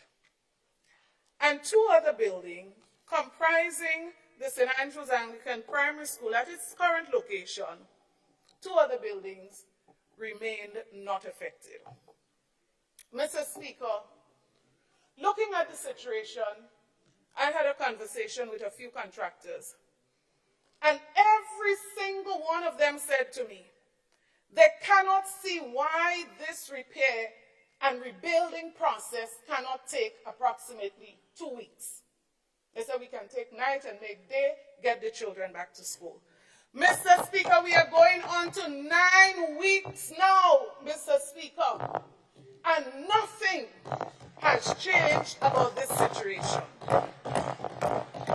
Mr. Speaker, I visited, and you know what's interesting? When the government visited, they showed the best photos. That's okay. Mr. Speaker, the photos of where the children are crammed in Progress Park, nobody showed those photos. The photos of where the children are in the football building, the clubhouse, Mr. Speaker, and when it gets hot in there, they have to come out on the bleachers, Mr. Speaker. I met a teacher sitting, she said, I can't take the heat in there. Nobody showed those photos. But we showed the photos, Mr. Speaker, of the Craft Center in Grenville and the Home Economics Center in Grenville. Mr. Speaker, I'm appealing. We have 2 weeks. If you want me to recommend a contractor, I could give you some names right now. Mr. Speaker, let us get the work started so that we can move the children back to their previous location for the reopening of school. I am pleading, I am begging. I don't know whose idea it was that this school should function in 3 different locations. Mr. Speaker, it's a strange idea. That's all I'll say about it. It's a strange idea. Very strange. Mr. Speaker, so while I say it's a strange idea, let me add, in case you're not sure what my thoughts are, that the school should be in its current location. Let us rebuild the building that was gutted. Let us repair the building that's been scorched, and let us move the students in. You know what a teacher said to me as I sat there? She said, the biggest challenge I have is sitting here on the bleacher and looking at two buildings. Absolutely nothing happened to them during the fire. She said, that's the biggest challenge for me, to look at the two big empty buildings there. She's correct. And Mr. Speaker, I can attest to what she said about the fees and the free tuition and the removal of the dollar towards the school feeding program, and we're going to feed them. Schools have been complaining that they are not getting their full quota of what they're supposed to get to be able to feed their kids healthily, right? We have what we call them principals and of the schools and teachers who are crying and bawling with their mouth shut because of what's happening now, since the fees were removed. Because that fee, as we said before, I said it before, it was not tuition for the most part, but for the different programs to keep their bathroom clean, for security, and they are not having that replaced properly and enough to run their schools efficiently. There are some that are balling with their mouth open, very few, because it's obvious in some cases that some of them are members of the transformation agenda. And so they're embarrassed to bawl out, hold their head and bawl. Oh God, what's going on, right? But we're hearing it from the people on the street, the vendors and persons who are saying things bad, bad, real bad. This is not Christmas. One lady said we might get Christmas in about January or February. I'm not so sure how to put that, but that was her words, right? So I met an acquaintance of mine at the supermarket. She was a schoolmate. We went to school. I mean, I've known this person for over 40 years, Christian lady and everything. And she said to me, have you heard about what's going on with the UE students? I said, no, what's going on with the UE students? And she said, her daughter is in second year on UE campus, and they have not been receiving the economic cost that the government is supposed to provide for the students that are on scholarship. And that the students keep calling home to their parents, and the parents keep calling the Ministry of Education because they're getting worried that they will not be able to sit their end of term exams. And she said, every time they call, it's a different story. And then they start to ask the student name, the course, the year, these things that are in the Ministry of Education. They have to have had those in order to give the scholarship in the first place, right? So twice, she said, they called and asking the same story, the same thing. Who was the student name? Eventually, they were told that they didn't have the money and that they have sent a letter to the University of the West Indies asking them to allow the students to do the exams, and they would pay the money as it comes or when it comes. Her daughter received her payment on the 4th of December in her account. The same day she was supposed to start her exams. Imagine studying and you're not sure what's going to happen. You're anxious, you're worried, and you're trying to study at the same time, but you're thinking, Lord, I wonder if we would be allowed to sit our exams. So it is true that when they sit down here in Grenada, putting icing on cardboard box, pretty cake, cardboard on the inside, and taking and showing off in the parliament, free tuition, free school food program. Now they add to it. They're going to return the fees for the kids according to how well they do in certain subjects or whatever. They would be receive their fees back. Mr. Speaker, I want the minister, the cabinet, because I don't think he sat down, the Minister of Education did that on his own, of Grenada, to go back in history and find out what happened with that program when the NDC of 2008 to 2013 decided to implement it. How many students received their monies back? The program was a failure. They didn't have the money in the same breath. They didn't have it to pay back the students. I got several complaints then. I was at NDC. Ashamed, I don't say nothing. Tell me, well, my daughter didn't receive no money. My son in we call the ministry, not a cent. So, Mr. Speaker,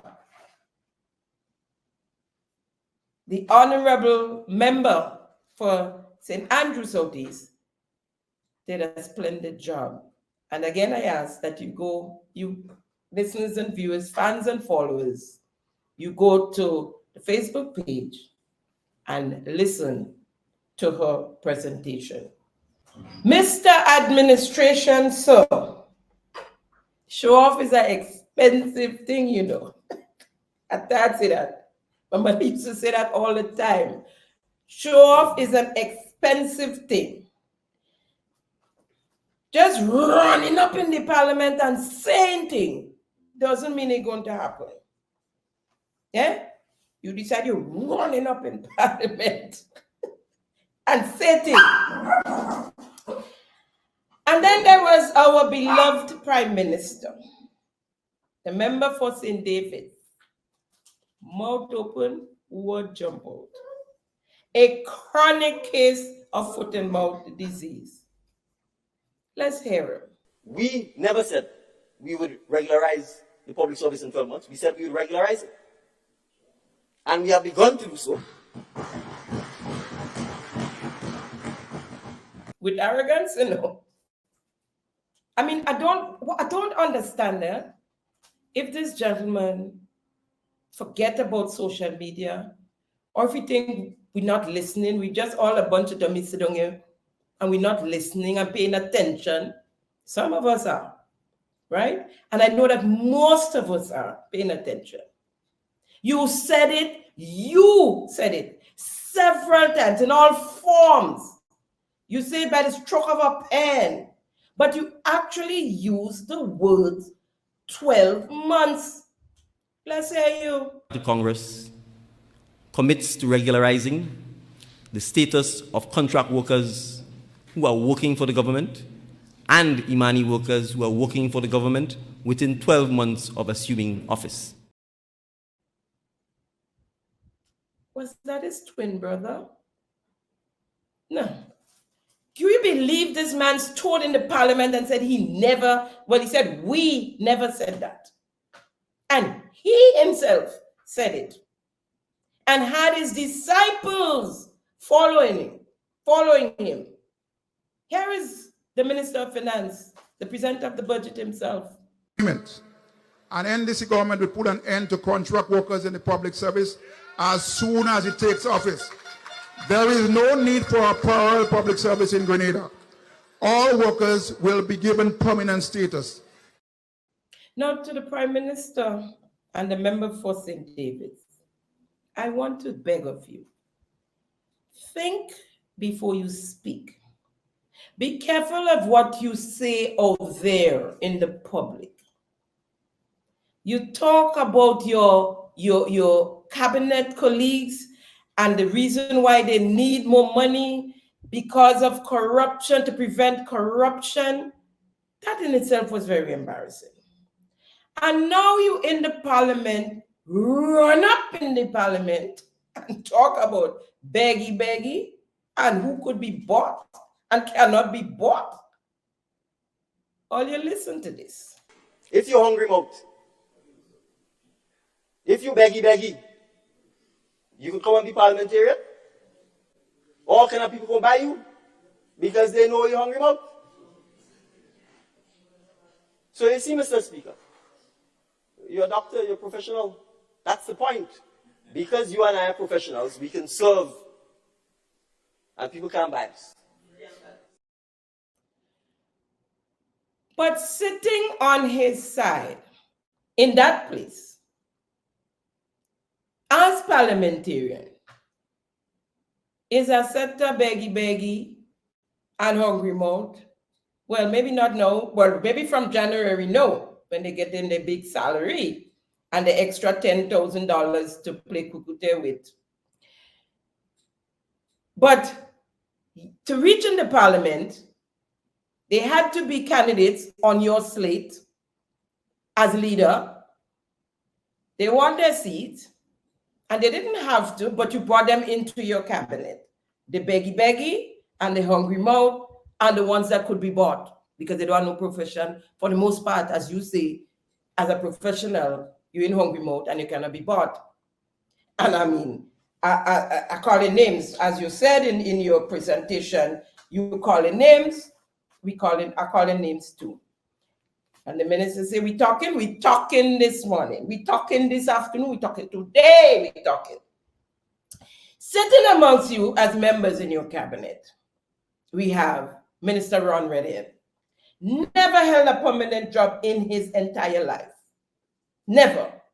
And so was Tevin Andrew. And so was Kirin James. Never. No, she's an aristocrat. She's talking down to commoners. We're going to get to that.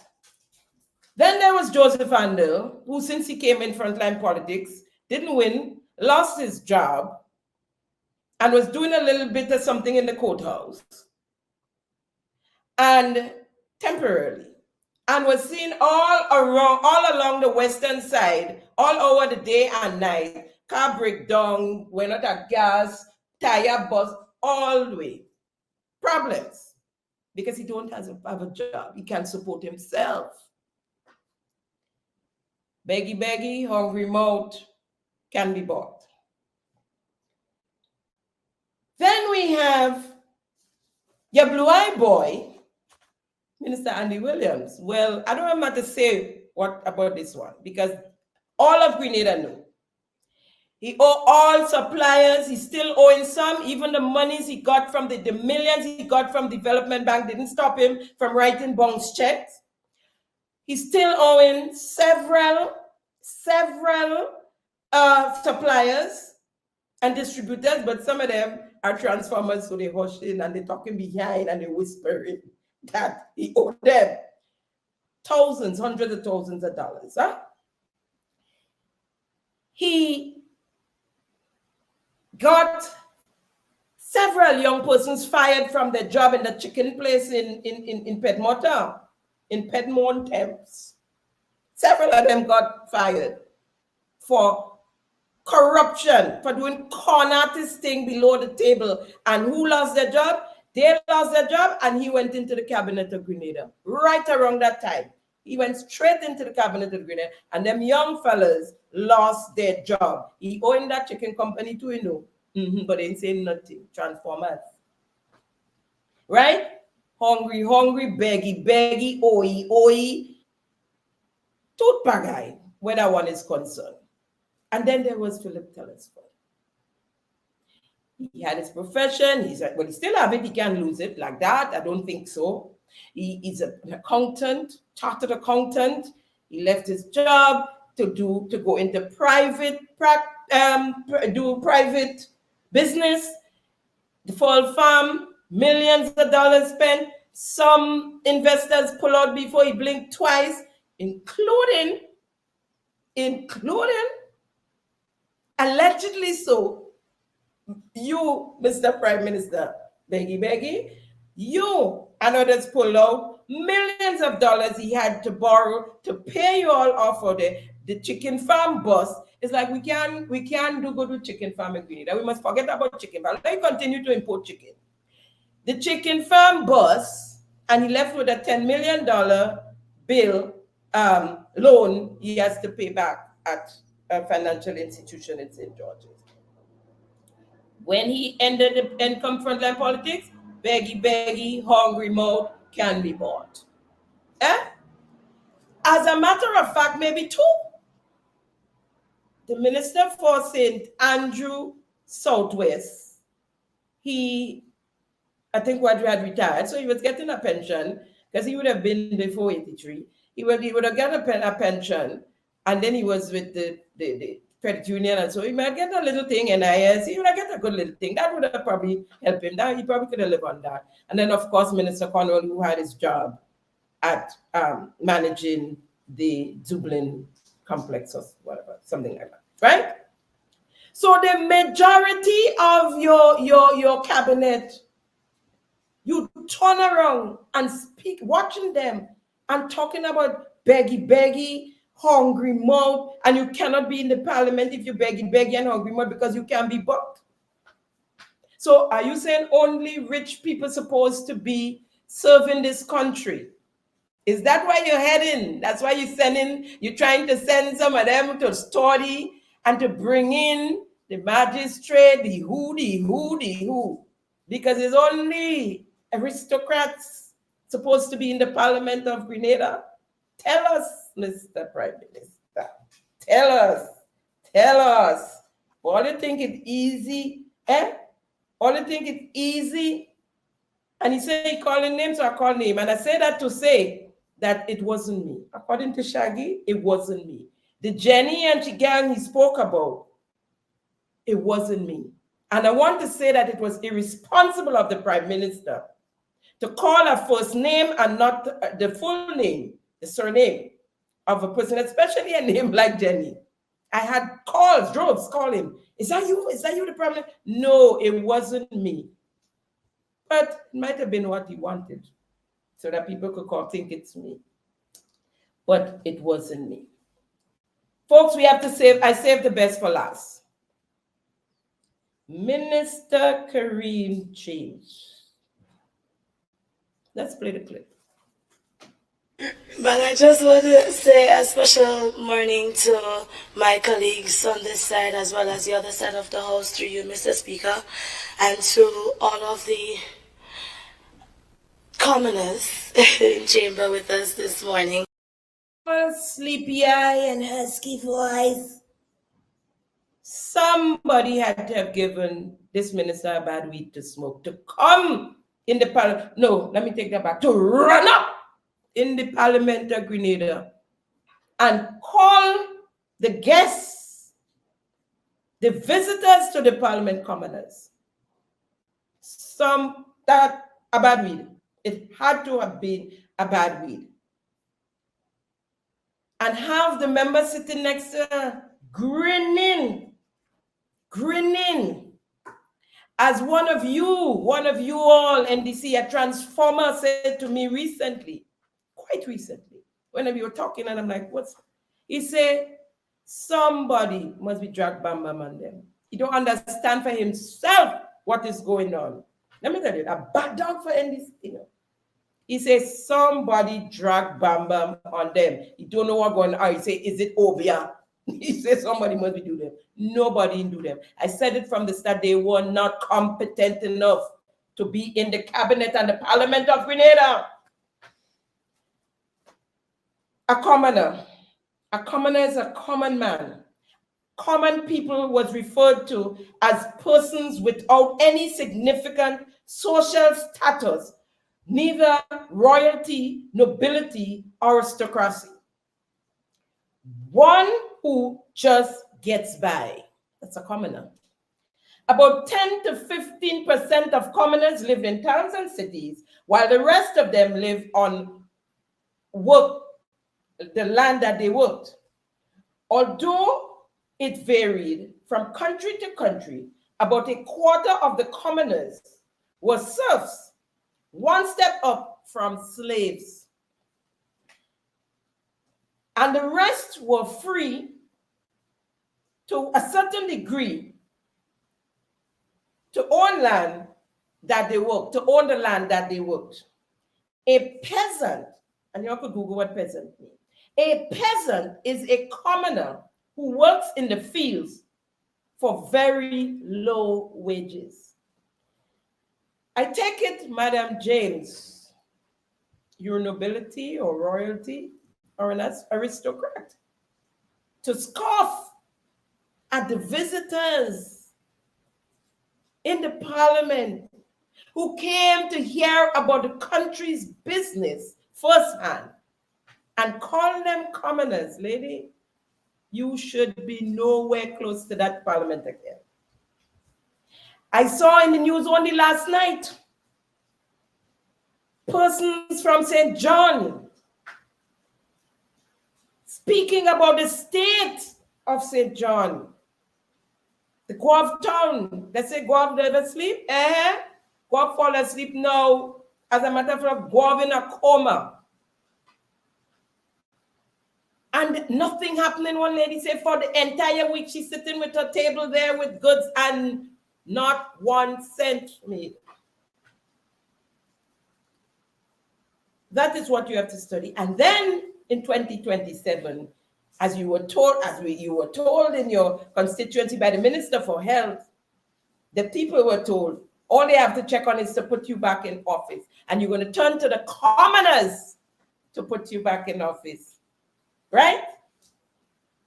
We'll find out. We'll find out. Folks, I haven't, as I said, been through the entire thing, but there are some things in the budget I want you to pay attention to, or and pay attention to. Yes. The $200. Wow, am I crazy? 2,000. The $200 to certain beneficiaries from the seed program. It's not across the board. It's just a certain amount. They said some of the elderly people, the disabled, and I think the mentally challenged, some of that, right? That's where it goes. And then remember, that's only $50. Gave back the $150 to them, but the majority, you didn't get it back, right? The allocation for the Ombudsman and the Integrity Commission, they receive less funding. The Office of the Integrity Commission aims to improve governance by ensuring integrity in public life. But we know we ain't that much of that happening. The expenditure for 2023, including projects for donor funding, was EC dollars $1,519,256. The management requested EC $1,815,146 for 2024, but the government approved only EC $868,000, and approximate 48% of the amount requested. Also receiving reduced funding is the Office of the Ombudsman. The office requested a budgetary support of EC $360,847 for 2024, but only received $275,000. The budget for the two anti-corruption agencies is allocated under the budget of Parliament. The Finance Committee's minutes did not explain or justify the reduction in budgetary support. And then there is the procurement legislation by March 24 to allow single sourcing of work, goods, and consultant services up to 100,000, right? According to the presenter of the budget, Honorable Dennis Cornwall, and I quote, "Mr. Speaker, the procurement framework is currently under review. While this is ongoing, we are of the considered view that an amendment to raise the current single sourcing threshold from 15,000, which has been in effect for almost 10 years, is warranted.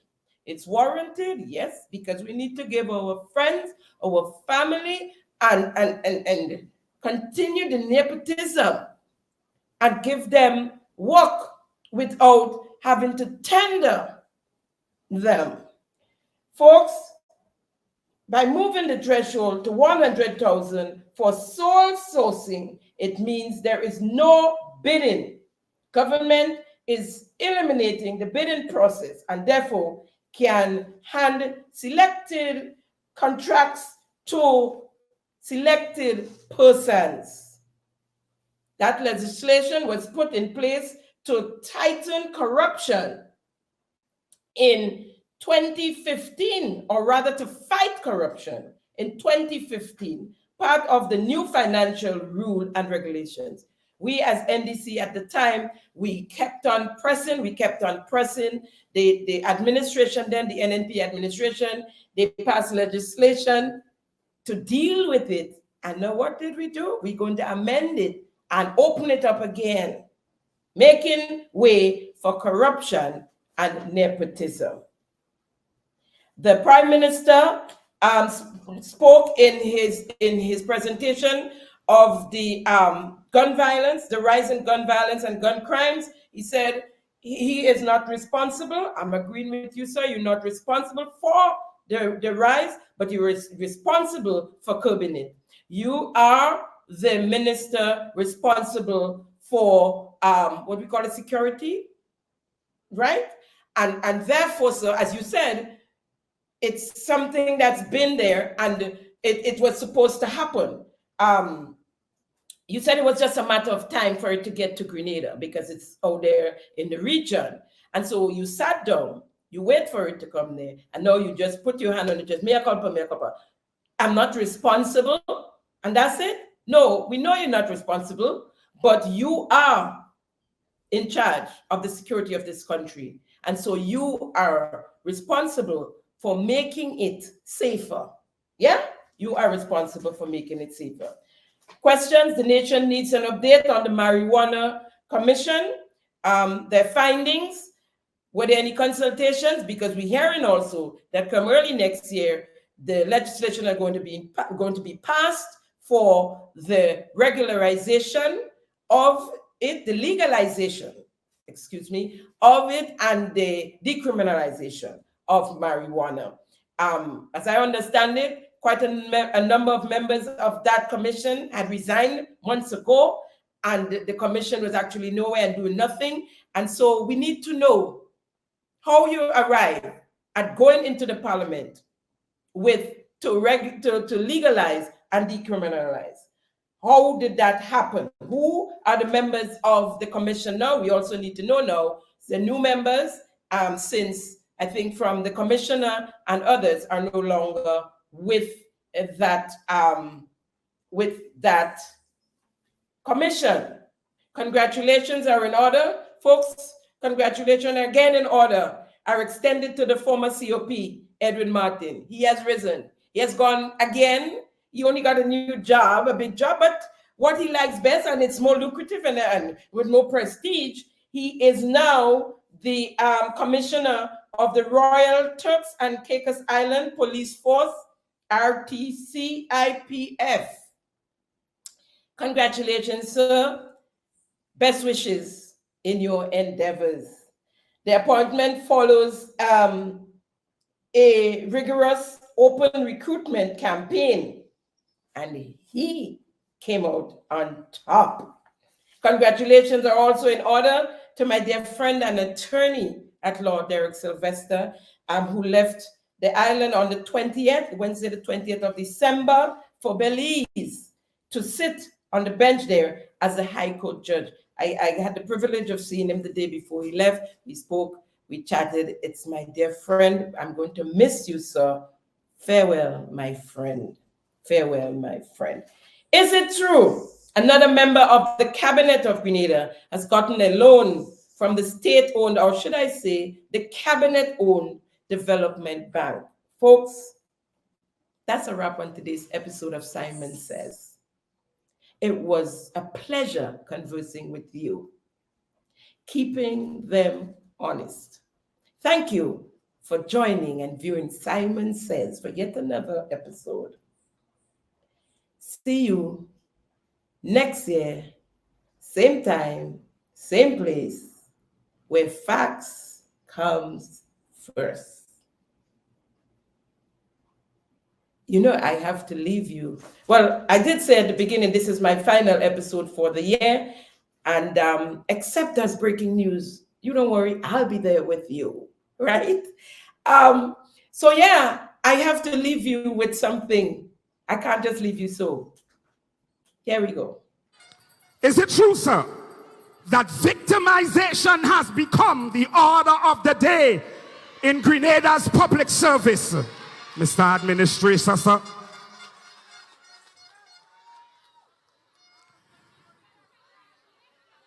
Is it true, Mr. Administration, that you have unfulfilled promises to our young people of Grenada, Carriacou, and Petite Martinique of a good life? A very Merry Christmas and a prosperous New Year to you all. God bless you and God bless our nation. Bye. Thank you for tuning in to Simon Says. To ensure that you never miss an episode, click subscribe and make sure to turn on the notifications by clicking on the notification bell icon. See you at the next episode.